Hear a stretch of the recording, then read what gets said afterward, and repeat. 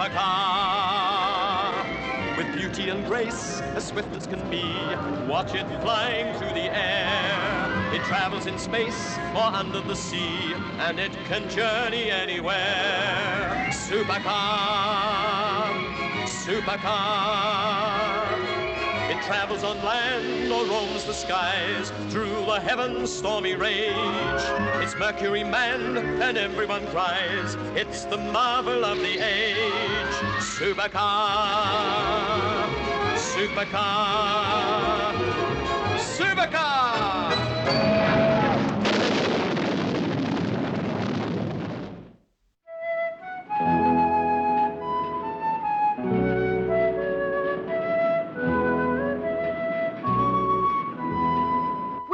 Listen to that wind now. It's a night for the little people. That's what it is. Little people, indeed. I hear nothing but nonsense wherever I go. You'll be telling me next the place is infested with smugglers. It is. Ah, and there's worse than smuggling goes on in these parts. Some say 'tis the big man himself has a hand in things. Or his men, anyway, for a fact. Ah, fiddle. I shall retire to a corner and read.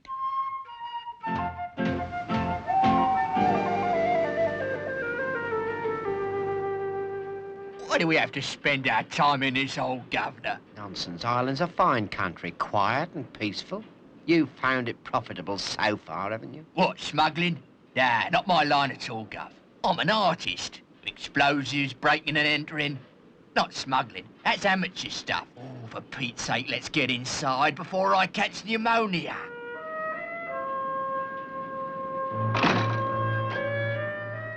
Innkeeper, let's have something to drink to keep out your confounded Irish weather. You can say that again. It seems to me I've seen those two gentlemen somewhere before. Hurry, please. We've got work to do. Oh, not on a night like this, we ain't, Gov. On any night, Judd. Any night the big man tells us, see? 'Tis two of them. I thought I'd seen them. Hold your tongue, Eileen. It is. They work for the big man. I'll not have 'em here. I'll send for the police. Hold it. You know about the big man then, eh? I should have kept my mouth shut. Ha! But there's no harm done. You, if it's me daughter you're talking to, you keep a civil tongue in your head. Oh, careful, Father. He has a gun in his hand. That's right, my girl. And if you behave yourself, I won't have to use it now, will I? All right. What do you want us to do? Just keep your mouth shut. And just to make sure that you don't blab to the police, we'll take your precious little daughter with us. Come on, my little Irish Colleen. Here, Gov. I don't know I like this. I know what I'm doing. Now, come on.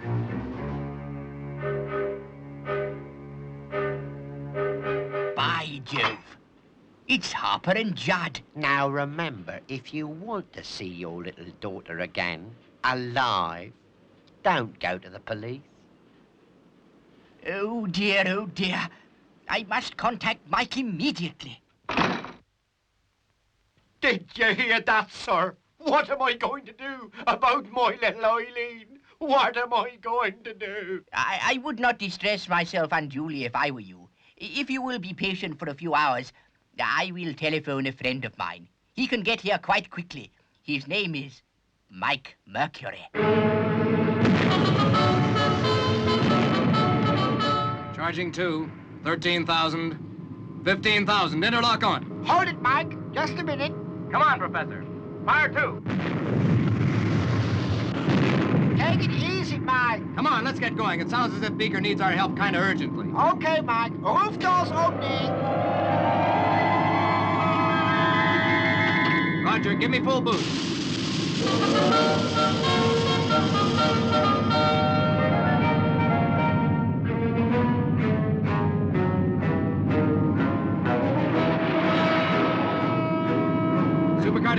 Supercar to console, Mike here. How are things back there, Professor? All clear here, Mike. We have your position. At your present speed, you should get there in about 5 hours from now. That's early morning in Ireland. It's going to be a short night. It's going to be a short night. What does Mike mean by that, Professor? Well, you see, Jimmy, He's flying east, leaving the sun behind him. The sun rises 7 hours earlier in Ireland than it does here, so the night is going to seem very short to him. Right, Mike? Right, Professor. You make it clear as daylight. And daylight's what I'm gonna hit 5 hours from now.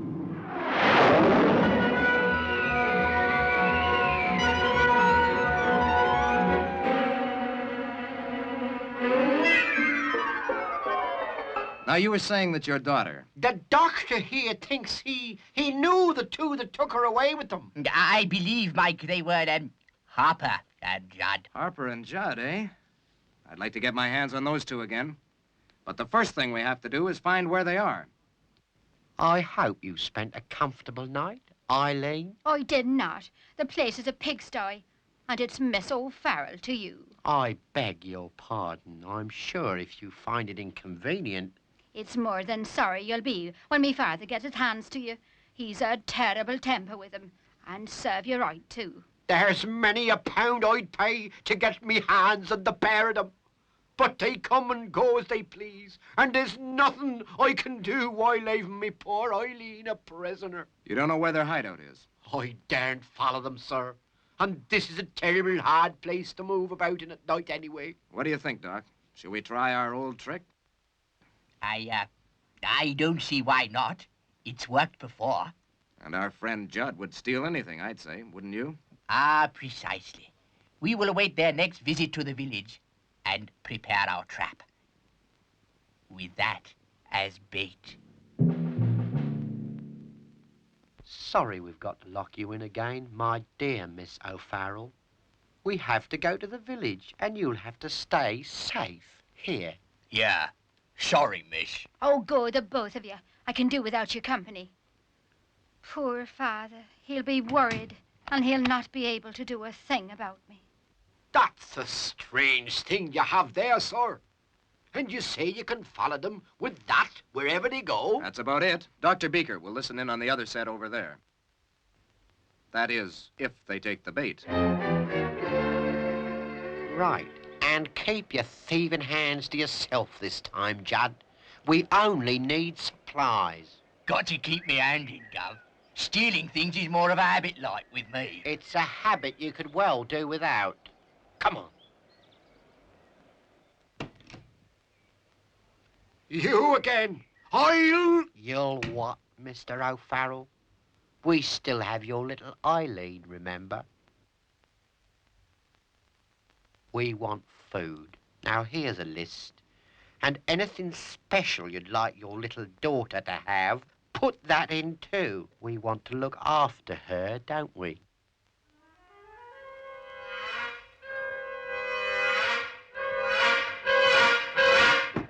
No, that's careless. Looks like her old man's takings to me. Well, that's the lot. We'll pay later. I hope you will, too. That's it. They're off. I wonder if Judd fell for our bait. If I knew Judd, yes. And good riddance to yous. And I'm glad to see you've taken more than your supplies away.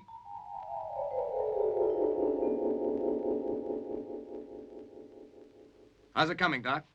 They're northeast, about 5 miles. Why have we always got to walk everywhere? Because there aren't any roads, and if there were, it wouldn't be a hideout, would it? Well, it's all right for you, Governor. You ain't carrying this. Nor would you if you'd obeyed my instructions not to steal anything. What? And leave a suitcase full of cash? Oh, I should think not. That's valuable, that is. They appear to have stopped. Yeah, that would be about right. If they're walking, they can't be all that far away. Let me check.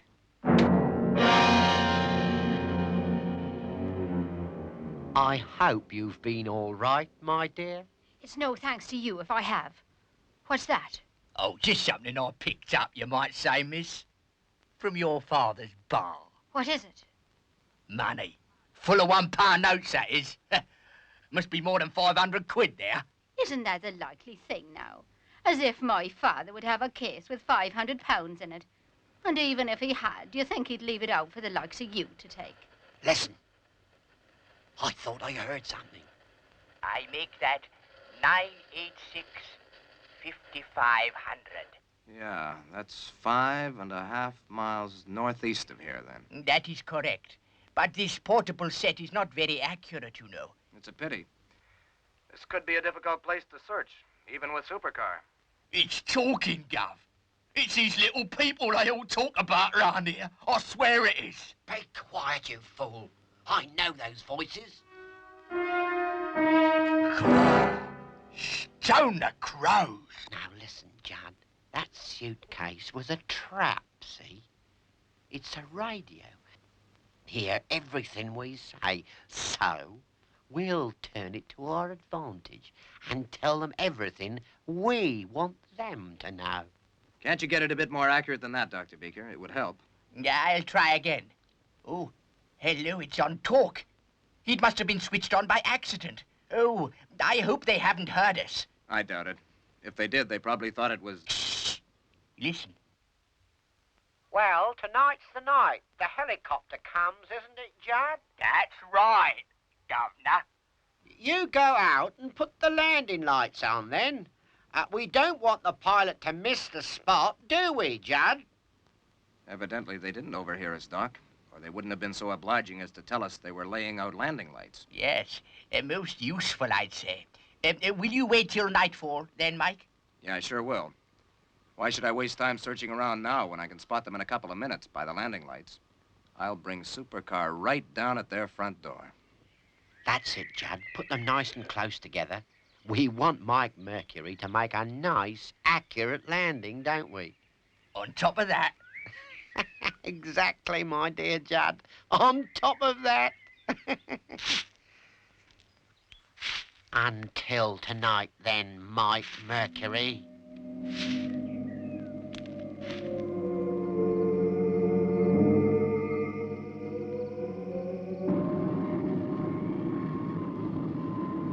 All set. Dr. Beaker, can you hear me? Roger. I should descend if I were you. You are quite near the spot by now. You're right. Don't want to give the enemy any warning. But I'll have to call the professor at the lab first. Pilot to console. Pilot to console. Console here. Hello, Professor. Good. That's established three-way contact now. Dr. Beaker's about 5 miles away on the ground with a walkie-talkie. Now, you know the story. Have you got it? Yes, Mike. Good. I'll rescue the girl and get out fast. I hope. I think I hear him, Judd. Well, he's in for a horrible shot when he comes. There it is. Going down now.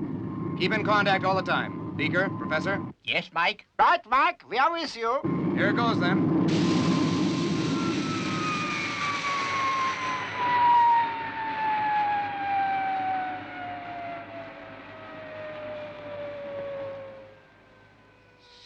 Stay right where you are, Mike Mercury. You're plumb on top of enough dynamite to blow you to the moon. Professor, from Mike. Have fallen into a trap. Now, don't ask questions. Just do as I say. Inputting controls to remote. Take off in exactly 3 minutes from now, right? And fly back to base. What's Mike doing, Professor? I don't know, Jimmy. This is an emergency. I must do exactly as Mike has asked me. 3 minutes from now. All right, Harper. I'm coming quietly. So glad you could drop in. Come over here and don't try any tricks, or your supercar goes up in smoke, see? Okay, you're the boss. I must get into contact with the professor at the laboratory. If this small set will reach America. This is Mike Mercury, Miss O'Farrell, who's come to pay you a visit. But tell me, why have you left your engines running? Well, I'm not staying long. Just long enough to collect Miss O'Farrell. Really? What makes you so confident of getting out at all? Because if you push that plunger, you blow us all sky high. We're far enough away to be quite safe. Okay, Judd. Let her go. Hold it. Supercar contains a secret rocket fuel. We might be quite safe from your dynamite, but if Supercar explodes, it'll blow this farmhouse clean off the face of the earth. Hello, Consul.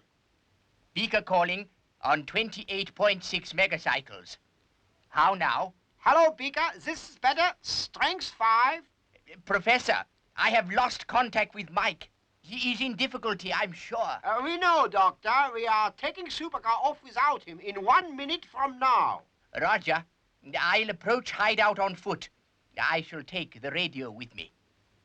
I think you're trying to kid us, Mike Mercury. I don't think your rocket fuel is that dangerous. Don't you?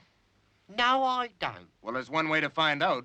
Try it. That's just what I'm going to do. Okay, Judd. But, Gov. Judd. All right, Gov.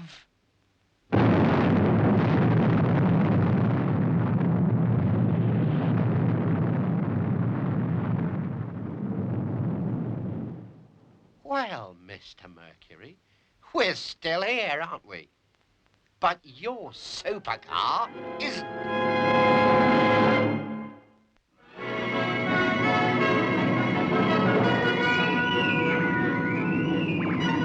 Take off satisfactory. Watch the track for me, will you, Jimmy? Sure, Professor. I don't much like the idea of leaving Mike there, though. Ever know a time when Mike couldn't take care of himself, Jimmy? I guess not. Switching to nav plan now. Well, she appears to have got away satisfactorily. I wonder how near I am. I am sorry, Mike Mercury, but that's the way it is. Now, there only remains the question of what to do with you. Oh, hadn't you better phone the big man about that, Gov? The big man. Who's he? Sure, and doesn't he run everything that's against the law between Dublin and Tralee? Including these two. Oh, it wouldn't surprise me. They neither look to have much of a spine, and that's a fact. Yeah, she don't think too highly of us, eh, Gov? Yes, well, it'll wait until morning, I've no doubt. Well, that's all for the moment. Course seems all right. Have you got a reading, Jimmy? Course 266, Professor. Good. Yes. It would appear that I am almost there. I think I'd better camp down for the night and await developments. What time is it, Professor? Over here or in Ireland? Where Dr. Beaker is, it's 2 in the morning. Here, 6:25. Supercar should be here pretty soon. Then what? I shall fly back again. That means we'll have to refuel her fast. What'll you do when you get there? That I must admit I don't know, Jimmy. I have spent too much of my life peacefully to be a man of action like Mike. But something will turn up. It always does. How's that track? I'd say she was a bit too far to the south, Professor. I'll put in a correction.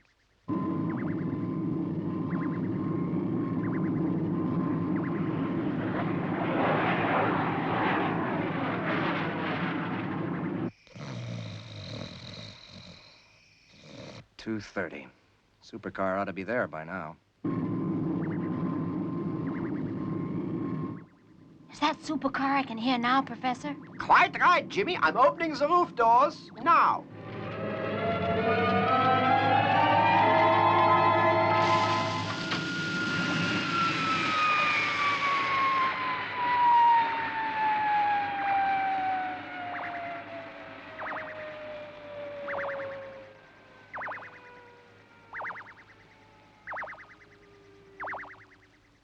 Right, Jimmy, refuel as quick as you can.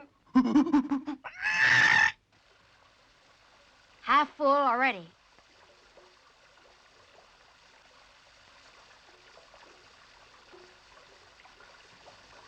That's it, Professor. Ready when you are. 15,000. Interlock on. 5-2. Full boost, both engines.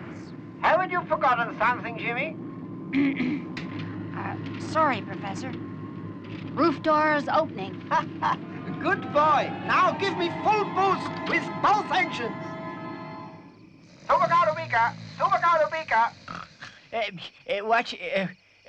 Beaker here. Hello, Dr. Beaker. Professor Popkis here. I'm airborne. I should be with you in about 5 or 6 hours. Roger, Professor. I will be standing by.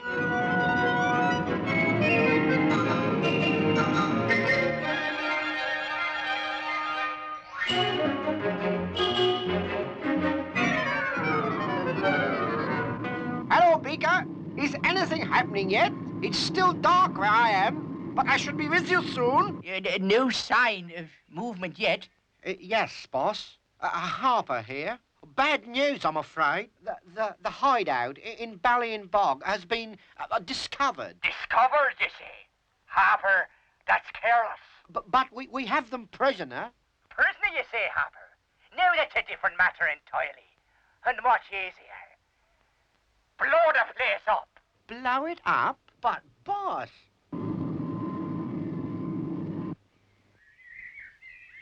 Good morning, Mike Mercury, Miss O'Farrell. I'm afraid we're leaving you now. Sure, and it can't be too soon for me. I wouldn't be too hasty in celebrating, because when we go, this place goes up too. But what about us? I'm sorry, we have our orders. And no time to make an alternative plan to look after you. You wouldn't do it. Why not? Mr. Harper seems to be having quite a little field day. Dynamite here, dynamite there. You seem very confident for a man in such a tight spot, Mike Mercury. I've been in worse. But this time, I think, is rather different, because this time you have no supercar to rescue you. That's right. I haven't. Pilot to console. Are you there, Jimmy? Console to supercar. Is everything all right? I'm just crossing the Irish coast now, Jimmy. I'll try to find Dr. Beaker. Supercar calling Dr. Beaker. Supercar calling Dr. Beaker. Hello, Supercar. How far away are you? I should be right over you in a few minutes. Keep transmitting and I'll home on you with the radio. Any sign of movement? Can't see anything. Wait a moment. It looks as though our friends Harper and Judd are preparing another explosion. And I believe Mike and Miss O'Farrell may still be inside. Locked, I'm afraid, Eileen. Do you think they mean it then, what they say? I'm afraid so, Eileen. Unless... Supercar to Beaker. I should be above you about now. Oh, hurry up then, I beg you. Things are moving fast down here.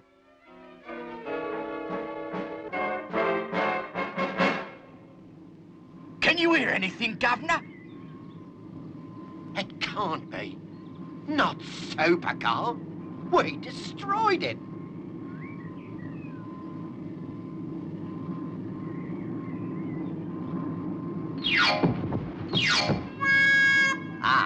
Now they appear to be in some little difficulty. I suggest that if you land quickly, you may, catch them bending. Oh, they are, Mitch. I think there may be a little job for you in a moment.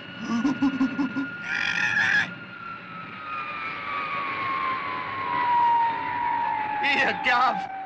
It's coming down right on top of us.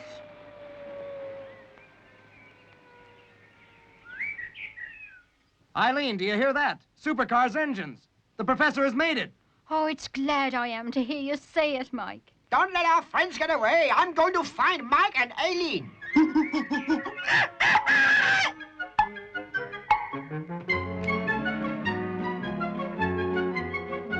Mike! Are you all right? Sure, and it's glad I am to see you, Professor. We're fine. But don't let those two get away. It's all right. I have someone looking after them. Come and see for yourselves. I see what you mean, Professor. I don't reckon they can give us much trouble now.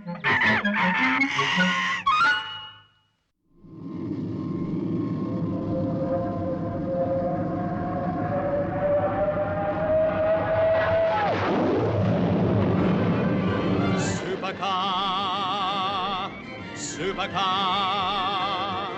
with beauty and grace, as swift as can be. Watch it flying through the air. It travels in space or under the sea, and it can journey anywhere. Supercar, supercar.